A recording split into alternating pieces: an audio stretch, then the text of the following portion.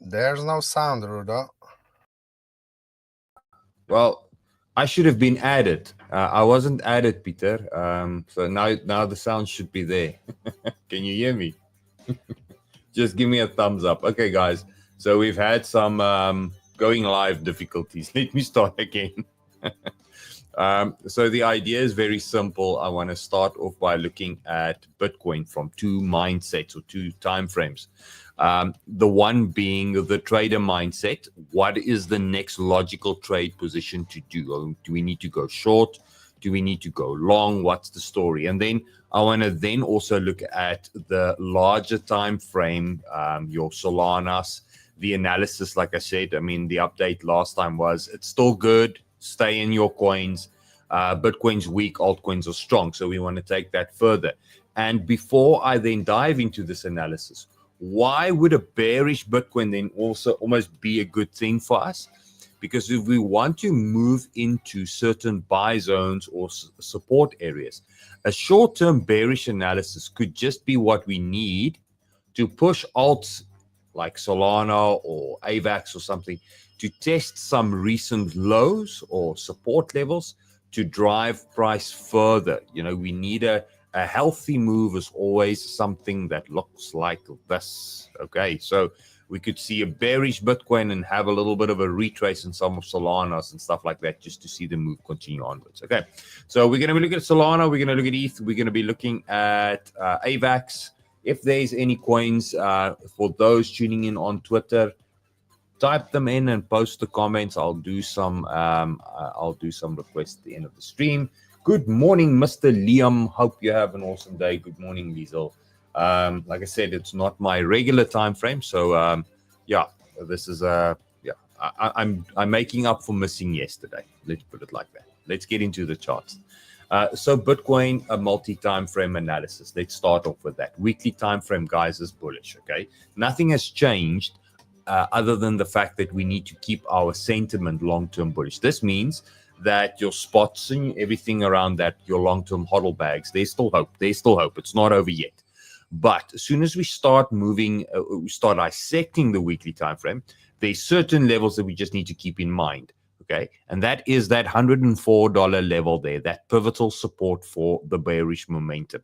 If we break and fall below that pivot, that typically spells game over. So as long as we're above that pivot, we're good. This is the previous bull market all-time high, okay?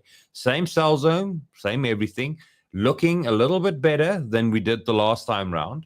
But if we fall below that pivot, we're going to drop lower. If we stay above that pivot, Bitcoin could still keep on moving higher, okay?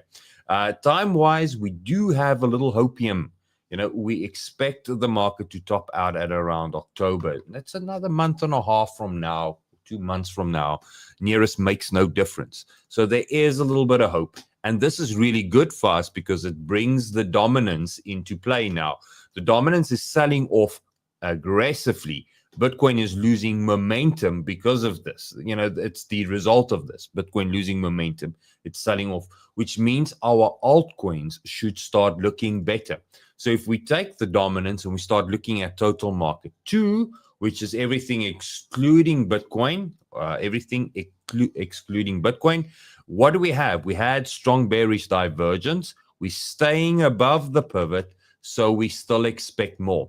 And there's one last clue. We could probably add our strong bullish divergence predictor onto the screen. And if we can get this total market cap within the next rally to go above $1.7 trillion, that would probably give us higher targets even. Okay, so we have to be conservative where we are right now, but if we can move above this level, the chances are that we'll have a dip and do that again, have another strong bearish divergence. And maybe that will be the turning point and the end of the bear market, which then brings us up to that October analysis. Okay, so it does make sense that there's going to be a little bit more gains in the alts, in my opinion. Okay, big things that move the market, guys. We can't be blind to this. The Dixie is trending down as well. That's why I'm voting alts will do well. As long as the Dixie loses momentum and trends down, Bitcoin does well. Okay, so Bitcoin all-time highs is when the Dixie bottoms out and starts going up. Bitcoin bear market bottoms is when the Dixie tops out. So we had a bear market bottom at $15,000 for BTC there, and at the moment we're sitting at $120,000 a Bitcoin, or $10,000 for Bitcoin. Okay, so this thing tells us that the larger time frame is still okay. You know, we can have, we should have a little bit of patience there. Okay, now moving into as a trader, what should I do? Because now we know if I now give you guys bearish news going forward, it is in perspective of where we are big picture, and it's not to be seen as, oh shit, the market's over in that regard. Okay, so the daily time frame at this stage has got 0 bottom signals in. Okay, so the daily is trending bearish, and this has not given me any signs of a bottoming out signal. Now, if it turns out that this next few hours or the rest of the day turns out and becomes a giant big blue candle, that might look different. But as of right now, there's nothing telling me that this thing has done retracing. This means if we head over to the 4-hour time frame for Bitcoin to try and zoom in a little bit, we can look at our strong bullish divergence prediction. Okay, and typically it means that we can expect a reversal if price stays in this band. As soon as we start pushing through the band, we expect lower targets. Okay, and that is what's happening now. The divergence pivot for this move, so from a reversal, if you wanted to go long on Bitcoin, means that this is the area where there is resistance at this stage. The market doesn't feel comfortable paying 112,000 for a Bitcoin. Everybody was shouting 112 is support, 112 is support. Now it's lost. So 112 is resistance. It's as simple as that.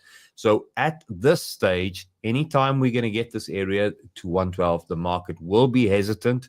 And only once we start reclaiming these levels would I trade bullish. That's it. So for me, the better play would be now to trade this short. It's the same as when I say buy an altcoin that just pushed an all-time high but has strong bearish divergence, meaning making a higher high in the RSI, doing the opposite. As long as we stay above the pivot, we're golden. We've got more coming our way. And that is the reality for where we are now. So back to the weekly time frame then, where would I say, or would I try and predict this is going to stop? At around 104, worst case scenario. So because we don't have any bottoming signals on these higher time frames, expect Bitcoin to keep grinding down. While Bitcoin's grinding down, ETH and Solana, coins like these might find some floors and some bottoms and build some support levels. And that is the second part of the stream. So in short, the first part is, if you want to be trading, trade bearish. The 4-hour is obviously bearish at this stage. Okay, so if you want to scalp, if you want to have a short-term swing, however you want to define what the trade would be, if you're going to be in the market for the next 24 hours to 48 hours, the better trade direction is short on anything. Okay, as soon as we now take this information and say, right, but what would this mean going forward? Okay, if we're right and we do get another short play out and the market makes yet again another low, now we're going to have 2 consecutive sets of strong bullish divergence, meaning that this could potentially be the 3, this would be a 3, and this would be a 5 within an Elliott wave ABC correction. Okay, meaning ABC, and your C leg is always 5 waves. So I'm just going to quickly just draw it out. So you will have strong bullish divergence there, and then you will have strong bullish divergence there. So you'll have 2 versions of it. That's typically then when the bottom is in, and then we can move on a little bit higher. Okay, so that then sorts it out for you guys. So if you want to trade short, because it's still nothing telling me that we're over.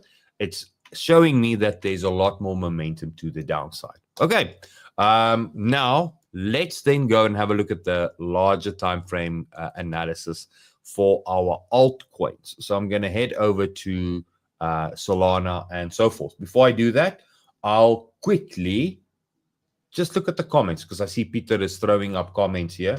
And then we'll take that a little bit further. Okay, so let's start off with the first one. As a trader, we had hidden bearish divergence on the 1 hour. Could this continue the trend down and make, yes, that's and make an opportunity for another long back to 120? No, I wouldn't say that, to be honest with you. For me, 120 is becoming impossible almost. Why? Because we've got the CME gap here and it's sitting at resistance. So the market maybe makes a lower low, moves into this area. There's going to be a lot more of whoever sold there to add to their positions to push the price down. So I would treat this as a resistance and not try and look for 120 anymore. I shared that information with everybody this morning when we looked at the point and figure analysis in the premium group as well.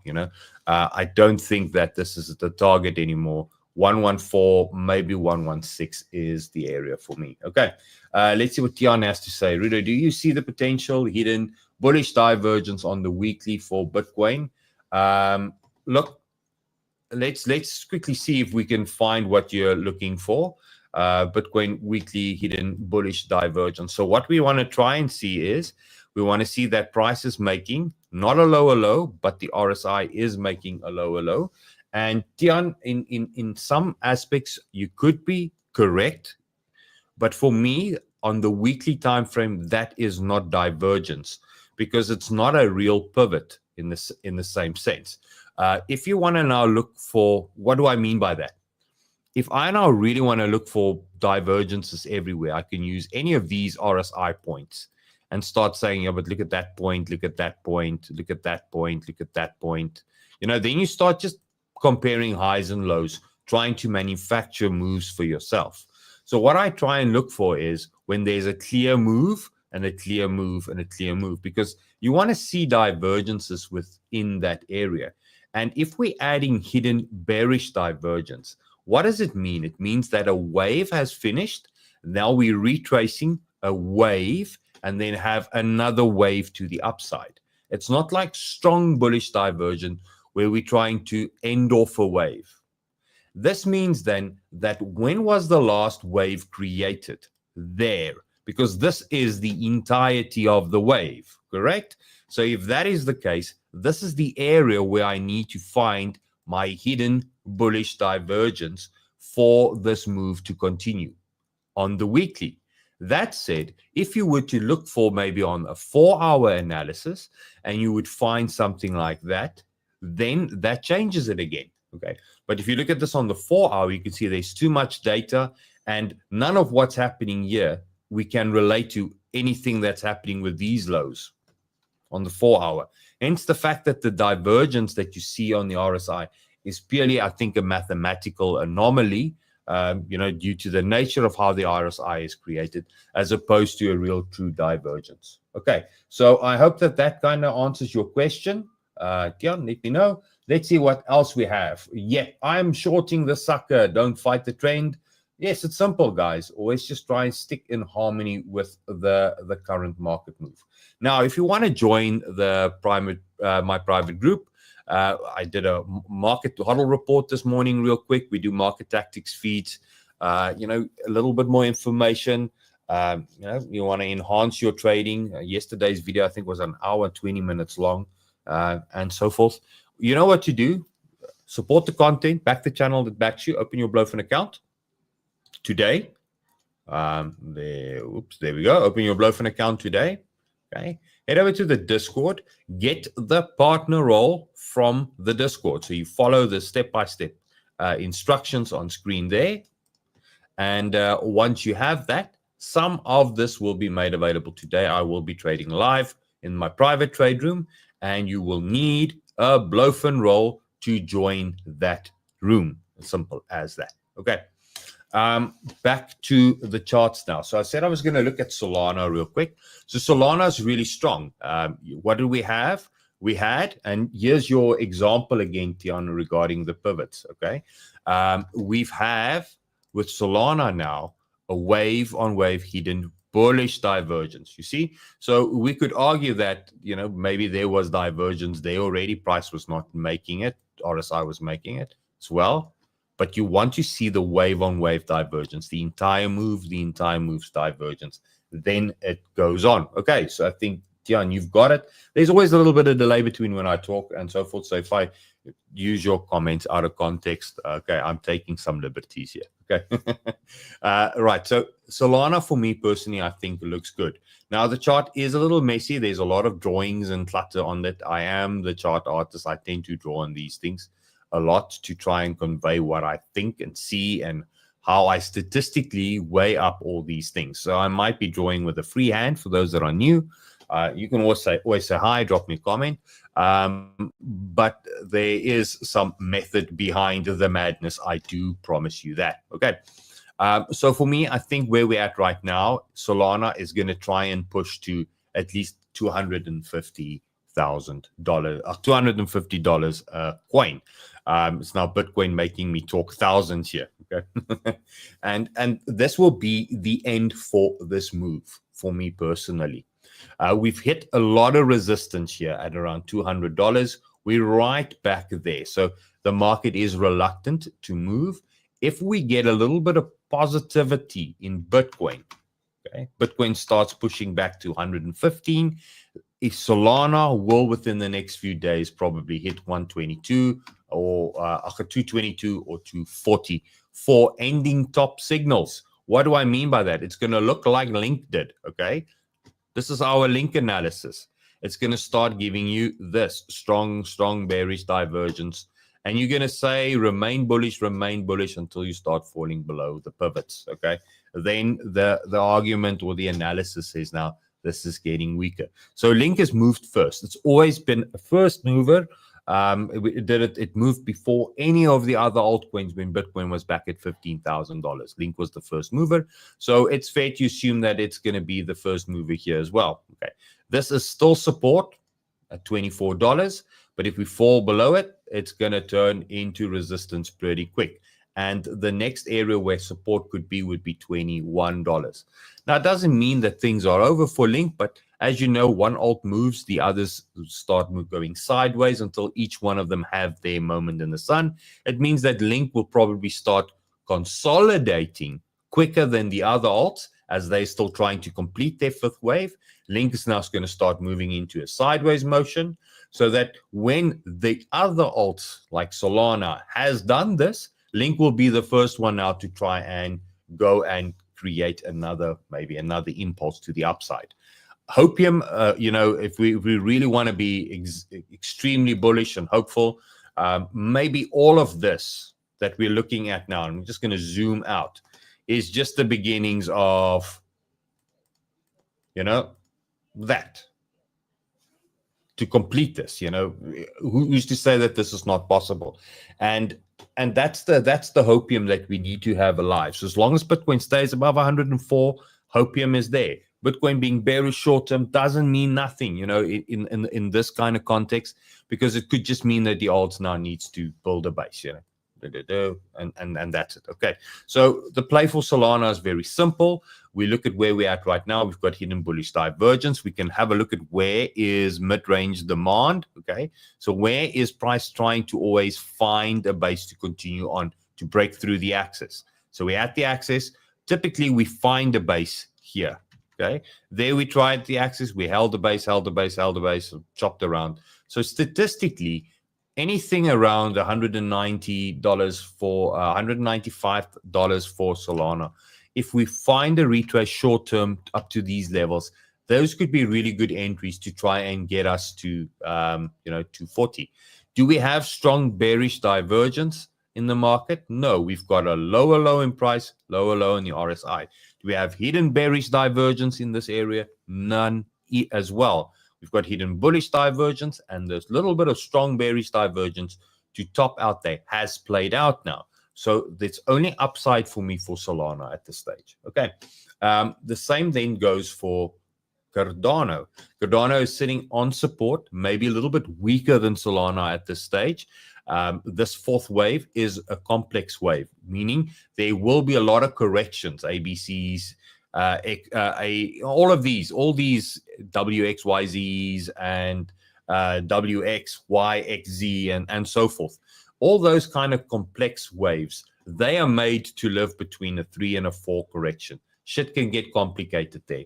So I don't try and analyze that too much, because then I start falling and tripping over myself, analysis paralysis. So keep it simple. And the simple answer is you want this support to hold. Okay. So you want support around 80, 83 to hold. And how do I manufacture? Just by moving it in there? No. You can clearly see that when we get to that area, the RSI likes to create pivots. So that is a significant value. Otherwise, I can move lines across everywhere I see a confluence for price chopping around a specific price point. So I always use the RSI. So yet again, I make it look simple. I draw these things out very fast, but there is some method behind the madness. And I teach that in my Discord, guys. So you need to join there if you want to improve and grow. Okay. Let's see what else. What else did I say? I'm going to look at XRP real quick. So XRP at around $3 is a good example of just that, what I explained on Link, with Link and with Cardano. This thing's already chopping around sideways. It is building a base and so forth. So this 4 is not in. XRP could still hover around, go test these $2.6 level, and then only go and try and get that fifth area. It moved early, so there's a lot of consolidation, which means that when their next move happens, or if the next move happens, XRP and Cardano would be really good candidates to move really fast. Okay. When you have long sideways moves, the next move would be very fast. So keep an eye on these coins, guys. I think there is going to be a nice payday coming for you if you can be patient enough to hunt for your entries around these areas. Okay. That's it. That's everything for today. We're 22 minutes in. I asked if there's any coins anybody wanted charting or anything like that. I didn't see any requests. Therefore, I think everybody is up to speed.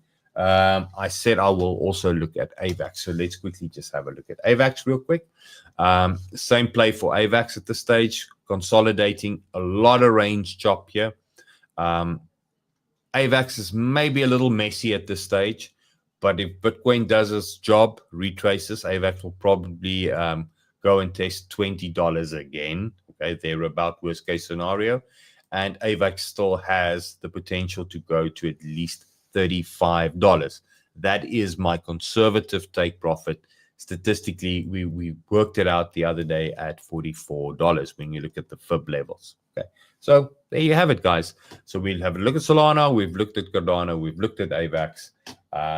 Everything that we wanted to, and XRP, everything I wanted to share with you guys, I've done. Okay, so head over to the Discord, get your stuff, and I'll be trading live there. We're going to be scalping some 15-minute, 5-minute trades in the afternoon, which means about 4 hours from now. So in short, I'm waiting for all of this to consolidate into some structure for me so that I can trade. Okay, this was the last short setup we had. It ended up playing out quite nicely, and we did go long here, and we managed to take profit there before we moved stops to break even. So we're 2 for 2 with this dump in the Discord at this stage, and I'm trying to look if we can get another nice entry to move us into $114 territory. Okay, there you have it, guys. Have a lovely day. Chat to you later. Cheers.